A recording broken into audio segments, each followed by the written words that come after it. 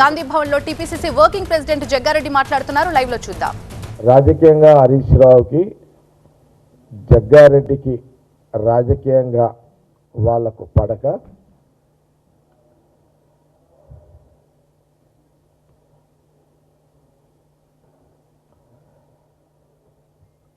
వాళ్ళిద్దరికీ పడక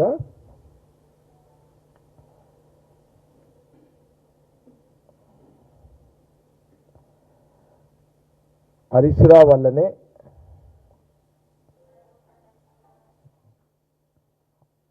హరీష్ రావు మీద కోపంతో హరీష్ రావు మీద ఉన్న కోపంతో జగ్గారెడ్డి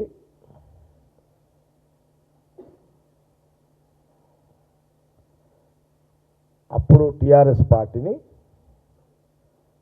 వదిలిపెట్టి ఆ పార్టీకి రాజీనామా చేసి ఆ పార్టీకి వదిలిపెట్టి కాంగ్రెస్ పార్టీలో జాయిన్ అయ్యిండు అని కేసీఆర్ కూతురు చెప్పింది.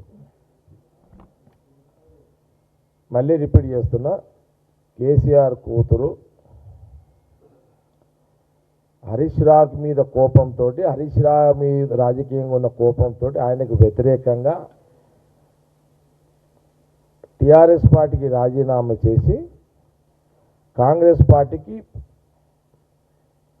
పార్టీలో జాయిన్ అయ్యిండు అని ఆమె ఇచ్చిన స్టేట్మెంట్. ఆ రోజు ప్రెస్ మీట్లో ఆమె మాట్లాడింది. నేను ఆ రోజు మాట్లాడిన తర్వాత అనేక మంది మన గాంధీ భవన్ సంబంధించిన మీడియా వాళ్ళందరూ కూడా నన్ను అడిగారు, ఇలాంటి కామెంట్ చేసింది అంటే అందరూ ఏంటంటే వాస్తవానికి కూడా రాజకీయంగా హరీష్కి జగ్గారెడ్డికి రాజకీయమైన ఎప్పుడు శత్రుత్వము ఆ జిల్లాలో ఉంటుంది, అందులో ఏం అనుమానం లేదు. ఎందుకంటే ఉమ్మడి జిల్లా, దట్ హెడ్ క్వార్టర్ సంగారెడ్డి. ఇప్పుడు సిద్దిపేట హెడ్ క్వార్టర్ అయినా, మెదక్ హెడ్ క్వార్టర్ అయినా, ఇప్పుడు ఇంకో జిల్లా హెడ్ క్వార్టర్ సంగారెడ్డి అయినా, సంగారెడ్డి ఎప్పుడు కూడా టాప్లో ఉంటుంది డిస్టిక్ హెడ్ క్వార్టర్గా. కాబట్టి ఎప్పుడు కూడా ప్రతిపక్ష పార్టీలన్నీ కూడా హెడ్ క్వార్టర్ సంగారెడ్డిలో ఎప్పుడు రాజకీయంగా నా మీద ఎప్పుడు వాళ్ళు వ్యతిరేకమైన టార్గెట్ మీద వాళ్ళు పనిచేస్తారు. వాళ్ళు టార్గెట్ మీద పనిచేస్తారు, తప్పు కాదు, అది రాజకీయంగా అది సహజంగా ఉండేటి అవన్నీ. అయితే నేను ఆ రోజు మన గాంధీభవన్ మీడియాలో అడిగారు, నాకు సరే టైం వచ్చినాడు మాట్లాడతా, చూద్దాము, నెల పడుతుందా, 2 నెలలు పడుతుందా, 3 నెలలు పడుతుందా, ఈ మధ్యలో అయిపోయింది. ఈ మధ్యలో కూడా నేను వాళ్ళ సోషల్ మీడియా, కేసీఆర్ కూతురు ఆమె వాళ్ళ సోషల్ మీడియా కానీ ఈ మధ్యలో పాత ఏదో హరీష్ రావు నేను హరీష్ రావుని కోపమైనాయి కానీ అవి అన్నీ తీసి వైరల్ చేస్తున్నారు బాగా. చాలామందికి జగ్గారెడ్డి అది నిజమా అబద్ధమా, జగ్గారెడ్డి హరీష్ రావు మీద కోపంతో కాంగ్రెస్లో పోయిందా, ఎందుకు పోయిందా అనేది వాస్తవానికి కూడా ఎవరికి తెలియదు. ఒక చర్చకు దారి కేసీఆర్ కూతురు తీసుకొచ్చింది. అందరికీ ఏం తెలుసు, జగ్గారెడ్డి ఏదన్నా ఉంటే నిజం చెప్తాడు, నిజం అంటే జగ్గారెడ్డి, వాస్తవాలంటే జగ్గారెడ్డి, ఉన్నది చెప్తాడు అనేది అందరికి తెలిసిన విషయమే. నన్ను అడిగిన కారణం కూడా మేము ఆ రోజు మీడియా వాళ్ళు ఏంటంటే, ఏం జగ్గారెడ్డి అది కరెక్ట్, ఆమె అన్నది కరెక్టా రాంగా, జగ్గారెడ్డితో నోటి నుంచి వినాలనే ఒక ఆతృత మన మీడియా సోదరులు చాలామంది ఆ రోజు వెయిట్ చేశారు. అందులో భాగంగానే ఈరోజు స్పష్టత ఇస్తున్నాం. నేను హరీష్ రావుకి కోపం మీద కానీ, హరీష్ రావుకు వ్యతిరేకంగా కానీ, హరీష్ రావుకి నాకు అసలు నేను ఆ రోజు బీఆర్ఎస్ పార్టీకి విడవడానికి కారణము హరీష్ రావు కాదు. హరీష్ రావు మీద కోపంతో నేను ఆనాటి టీఆర్ఎస్ పార్టీని నుంచి బయటికి పోయింది కాదు.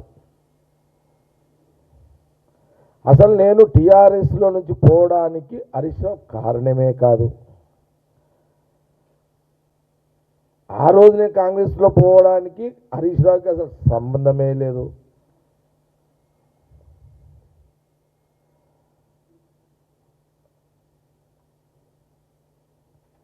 హరీష్ రావు రాజకీయం వేరు, జగ్గారెడ్డి రాజకీయం వేరు.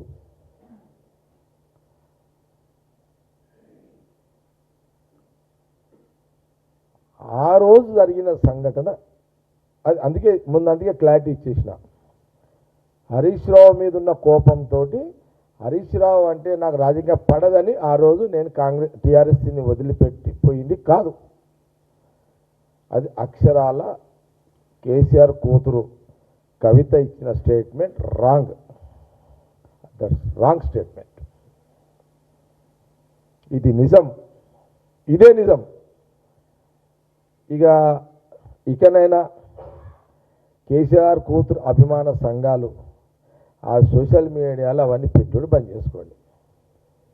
రాజకీయ విలువలతో కూడుకున్న రాజకీయం చేసుకొని నాయకులు కండి అని హితు అయితే పొలిటీషియన్గా నేను సజెషన్ చేస్తున్నా.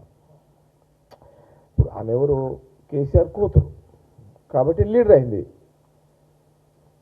జగ్గారెడ్డి ఎవరు? జగ్గారెడ్డి. నేను లీడర్ని. కేసీఆర్ అనే నాయకుడు లేకపోయి ఉంటే కవిత లేదు. కాబట్టి నేనేమంటున్నా పదే పదే కేసీఆర్ కూతురు అని అంటున్నా. లేదు కదా, నువ్వు కేసీఆర్ కూతురువే, దట్స్ ఆల్. ఇక నువ్వు మీ అయ్యని ఎందుకు అట్లా అంటున్నావు, అది మీ వ్యవహారం. కానీ మమ్మల్ని ఎందుకు ఇరికించుకుంటున్నావు అలా? అది పద్ధతి కాదు కదా. కాబట్టి మళ్ళీ చెప్తున్నాను, తెలంగాణ రాష్ట్ర ప్రజలకు ఈ తెలుగు ఛానల్స్ ఆంధ్రప్రదేశ్ రాష్ట్ర ప్రజలు కూడా చూస్తారు కాబట్టి మళ్ళొక్కసారి ఈ సోషల్ మీడియాలో కేసీఆర్ కూతురు పెడుతున్న సోషల్ మీడియా ప్రకటనలకు వాల్యూ లేదు, పెట్టకండి. నేను అందులో పోవడానికి అది చెప్తా. కాంగ్రెస్లో పోవడానికి కారణం ఏంటంటే ప్రధానంగా రాజశేఖర రెడ్డి గారు కారణం. నేను ఇంట్లోకి రావడానికి మెయిన్ రాజశేఖర రెడ్డి సాపేగా. దీనికి ఒక ఉదాహరణ చెప్తా. నేను టీఆర్ఎస్లో ఉన్నప్పుడు ఎమ్మెల్యేగా అక్కడ సిద్దిపేట హరీష్ రావు, ఇక్కడ నేను అప్పుడు మున్సిపల్ ఎన్నికలు వచ్చినాయి. రూలింగ్ పార్టీ ఉన్న కాంగ్రెస్ పార్టీ ఆ మున్సిపాలిటీ 2 సీట్లను నేను జగ్గారెడ్డి గెలిపించుకున్నాడు. అదే సిద్దిపేటలో హరీష్ రావు గెలిపించుకున్నాడు. రాష్ట్రంలో టీఆర్ఎస్ ఎక్కడ గెలవలేగా. అది ఆ ఎన్నికను చూసి అది ఆయన అన్నమాట నాకు జట్టి కుసుమ్ కుమార్ నా ఫ్రెండ్ చెప్పిండు. ఆయన కుసుమ్ నా దగ్గర కుసుమ్ వచ్చిండు, రాజశేఖర రెడ్డి సాబ్ ఒక వార్త నీకు చెప్పమన్నాడు అని. ఏంది కుసుమ్ అన్న, నువ్వు రాజశేఖర రెడ్డి సాబ్ రాజకీయంగా నచ్చినావంట, నువ్వు ఇష్టం ఉంటే మనస్ఫూర్తిగా రాగలిగితే కాంగ్రెస్లో జాయిన్ చేసుకోవడానికి అని నన్ను మన కుసుమ్ వచ్చి అడిగింది నన్ను. రాజశేఖర రెడ్డి టాప్ లీడర్ రాజకీయంగా, అది నిజమే మరి అని ఆయన అన్నమాట కూడా రాజశేఖర రెడ్డి గారు అన్నమాట కూడా చెప్పమన్నాడంట. ఏం చెప్పమన్నాడంటే జగ్గారెడ్డి నాకు నచ్చినడానికి కారణం ఏంటంటే మున్సిపల్ ఎలక్షన్లకు సంబంధించిన మన కాంగ్రెస్ పార్టీ నాయకులు ఎవరైతే ఉన్నారో, అంటే ఇది పార్టీకి సంబంధించినవి కాదు, ఇది జగ్గారెడ్డి వర్సెస్ ఇది ఇండివిజువల్గా నడుస్తున్న లెక్క ఇదంతా. నేను టీఆర్ఎస్లో కూడా ఇండివిజువల్ మీద చర్చ ఇదంతా. అయితే అప్పుడు ఇమ్మీడియట్లీ ఆయన అక్కడ మీద కొన్ని కాంప్లైంట్స్ ఇచ్చారనమాట వాళ్ళు, లోకల్ లీడర్స్, మా జిల్లా లీడర్స్ పేర్లు అవుతుంది. ఇక్కడ జగ్గారెడ్డిని తట్టుకోలేము. రాజశేఖర రెడ్డి గారు వీడియో కాన్ఫరెన్స్ చేస్తాడు మబ్బులు 5 గంటలకు 5కి.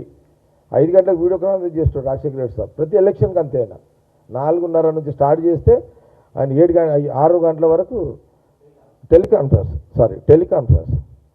ఆ టెలికాన్ఫరెన్స్లో సంగారెడ్డి హెడ్ క్వార్టర్ 2 మున్సిపాలిటీకి సంబంధించి వచ్చేస్తే అప్పుడు అక్కడ ఎవరు ఉన్నారు, సునీత ఉందాడ, సునీత లక్ష్మారెడ్డి ఉంది. వాళ్ళు కానీ అక్కడ జిల్లా నాయకులు ఏం చెప్పారంటే మిగతా దగ్గర కవర్ చేయగలుగుతాం కానీ సంగారెడ్డిలో మట్టుకైతే సదాశివపేటలో చేయలేము. జగ్గారెడ్డి కొంత ఆ బూతులని ఆయన కంట్రోల్ ఉంటాయి, ఆయన దౌర్జన్యం కూడా చేస్తాడు, పోలీసు వాళ్ళని అటాక్ చేస్తాడు, బూతుల మీద దాడి చేస్తాడు, బీభత్సం చేస్తాడు ఆయన వీళ్ళు కాంప్లైంట్ ఇచ్చిరంట. అది కాంప్లైంట్ ఇచ్చినప్పుడు రాజశేఖర రెడ్డి గారికి మరి ఏమనిపించిందో, ఇక ఆయన స్టైల్ అదే కదా ఆయనది కూడా. ఇక ఆయన అనుకున్నాడేమో వీడు నాతిరి వెళ్ళిండేమో ఆయన అనుకున్నాడేమో రాజశేఖర రెడ్డి సాబు, ఇక అనుకున్నాడేమో. అయితే రాజశేఖర రెడ్డి సాబు ఈ మాట అయితే ఇట్లా అయిందంట, ఇక అయిందంట. మరి నేను అందుకే నా దగ్గర అప్పుడు ఇన్ఛార్జ్ సరే వాళ్ళు అడిగారు అనమాట. అడిగితే రాజశేఖర రెడ్డి సాబ్ ఏం చేశాడు, వ్యాస్ అని ఎస్పీ వ్యాస్ అంటే ఆయన చనిపోయిన వ్యాస్ కాదు, ఇంకొక వ్యాస్ ఉన్నాడు అతను. ఆ వ్యాస్ వరకు బాగా టచ్లు ఉంటాడంటే మన మన మన ఎక్స్సీఎం కాసు కృష్ణ గారు మినిస్టర్ ఉండే కాసు కృష్ణారెడ్డి గారు బాగా దగ్గర ఉంటాడు ఆయన. కృష్ణారెడ్డి సాబ్ పెద్ద మనిషి, సివిల్ సప్లై మినిస్టర్ ఉండే ఉమ్మడి రాష్ట్రాల్లో, ఆయన బాగా దగ్గర ఉంటాడు ఆయన. వ్యాస్ గారు ఎక్కడున్నారు ఇప్పుడు కానీ ఆయనను ఆడేసిర్రు సంగారెడ్డిలో వేసేస్తే సంగారెడ్డిలో వేసిర్రు ఆయనని ఇన్ఛార్జ్. సంగారెడ్డిలో వేస్తే లేదు ఈ 2 కాంగ్రెస్ గెలవ టాక్ అనేసరికి ఆడున్న పోలీసు వాళ్ళు డిఎస్పీ అందరూ కూర్చొని పెడితే పాపగాడ శ్రీధర్ రెడ్డి అని ఒక ఎస్ఐ ఉండే అప్పుడు, ఇప్పుడు డిఎస్పీ ఎక్కడ ఉన్నాడు సిటీలో. ఆయన అంటే సార్ అనవసరంగా జగ్గారెడ్డిని ఎందుకు, జగ్గారెడ్డి ముట్టుకోకపోతే కొంత మనం ట్రై చేస్తే బయటపడవచ్చు, ఆ ముట్టుకుంటే దాన్ని అడ్డం పెట్టుకొని ఇంకా ఆయన ఎక్కువ చేస్తాడు సార్ ఆయన, ఎందుకు ఆయన నాకు తెలుసు కదా ఆయన అవకాశాన్ని సద్వినియోగం చేసి పడేస్తారు సార్, ముట్టుకోకుండా అని అన్నాడంట. నా సజెషన్ సార్ అంటే ఎస్పీ వ్యాస్ గారు అటు డిఎస్పీ అని ఒక ముస్లిం ఉండే ఆయన అంటే వ్యాస్ గారితో నేను చూసుకుంటా నేనేం చేయాలని చేస్తా అని చెప్పి నన్ను ఎగ్జాక్ట్లీ 12:30కు హౌస్ అరెస్ట్ చేసారు.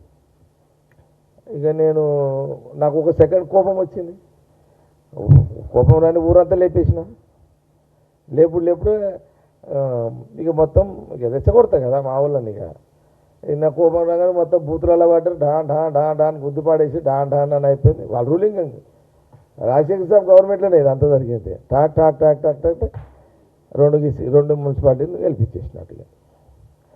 ఇది నచ్చి రాజశేఖర రెడ్డి గారు నన్ను పిలిచి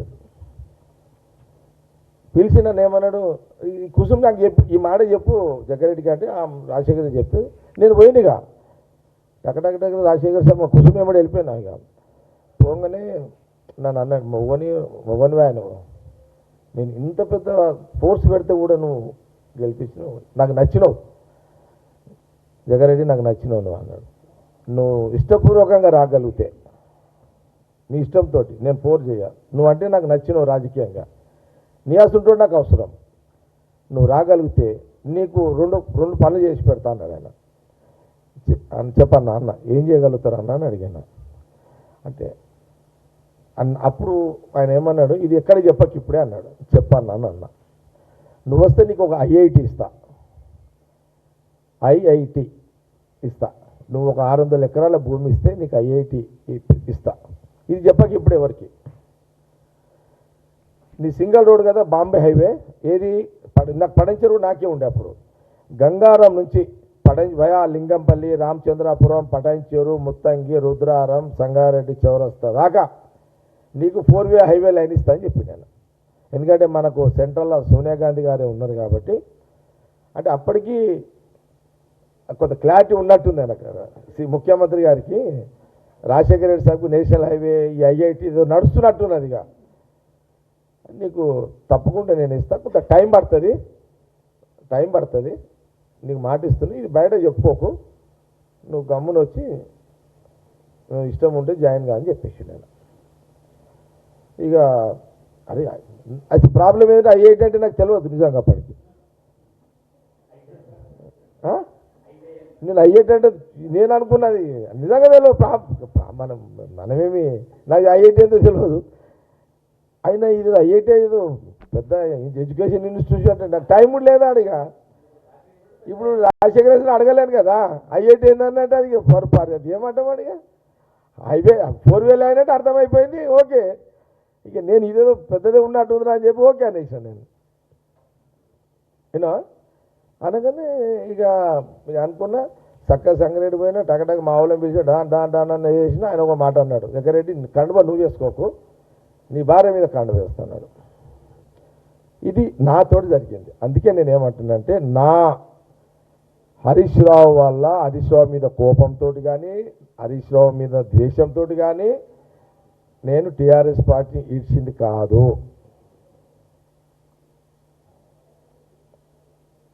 నేను రాజశేఖర రెడ్డి గారు నన్ను నచ్చి నన్ను ఆహ్వానించి నాకు ఈ 2 ఇస్తున్నందుకు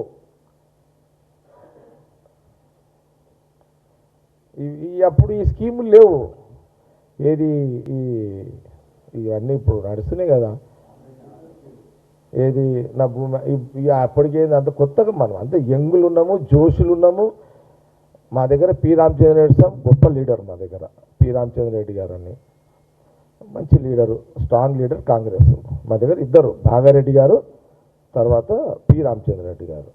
ఇవన్నీ పెద్ద తోపులు. ఇవన్నీ ఆ తోపులకి వచ్చినోడు ఈ తోపే, అంత తోపులు వాళ్ళు ఆల్వై. కాబట్టి నేనేమంటున్నానంటే ఆ రోజులల్లా అంత అట్లా కమిట్మెంటు. ముఖ్యమంత్రి రాజశేఖర రెడ్డి గారు ఒక మాట, ఆయన మాటకి ఎట్లా అంటే అది అప్పటికే ఉందిగా మార్కెట్లో.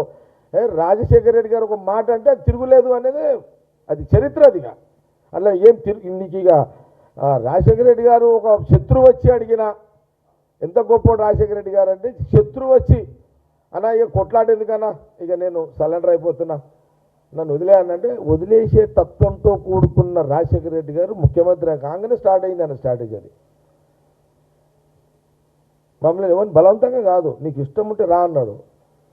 ఈ విషయాలు చెప్పిండు, వెళ్ళిపోయినా. అందుకే మళ్ళీ చెప్తున్నాను, ఎక్కడ కూడా నేను అక్కడి నుంచి వచ్చింది హరీష్ రావు మీద కోపము కాదు, కేసీఆర్ మీద ఉన్న కోపము కాదు. నేను వచ్చింది ఆయన నా రాజకీయంగా గట్టోడు అని ఆయన పిలిచినందుకు, నాకు ఈ 2 ఇస్తానందుకు నేను కాంగ్రెస్ పార్టీలో జాయిన్ అయినా. 3వ మాట కూడా చెప్తా. ఒక 1 ఇయర్కే ఒకరోజు అసెంబ్లీ నడుస్తుంది, రాజశేఖర రెడ్డి గారు నన్ను పిలిచి రాజశేఖర రెడ్డి గారు అన్నారు, జగన్ ఆడికించి ఆయన జగ్గారెడ్డి అనేది నన్ను కొంత ఓన్ చేసుకున్నాడు. ఆయన నచ్చిన కాబట్టి ఓన్ చేసుకొని జగ్గా అని స్టార్ట్ చేసిండు. ఆయన ఇక జగ్గారెడ్డి అని పిలుస్తున్నాడు, జగ్గా అంటున్నాను. ఇక జగ్గా అని ఆయన ఛాంబర్లో పిలిచిండు. ఛాంబర్లో పిలిచి ఆయన ఐఐటి డిక్లేర్ చేస్తున్నా, ఇందుకు ఒక 1 అవర్ టైం ఇస్తున్నా.